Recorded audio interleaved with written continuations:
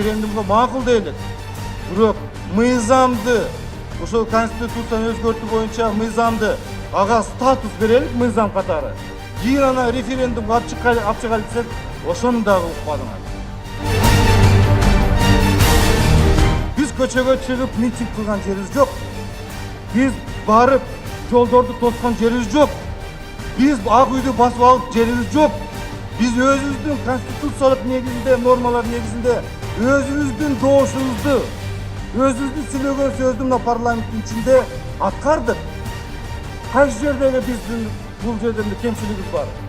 Ар кандай өзүнүн депутаттарынын пикирлери болот. Ошо балдарды биз окутабыз. Ошо балдарды биз тарбиялайбыз.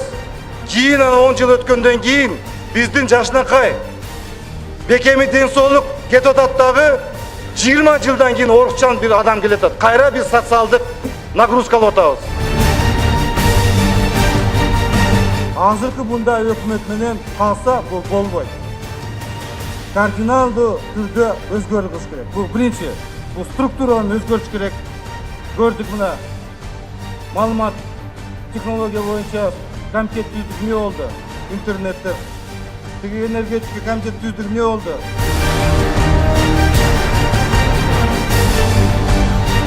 Точка принятия решений должно быть в коалиции. Ошондо күчтүү коалиция болот, ошондо парламент күчтүү болот, өкмөт да күчтүү болот, мамлекет дагы өнүгөт деп айтат элем.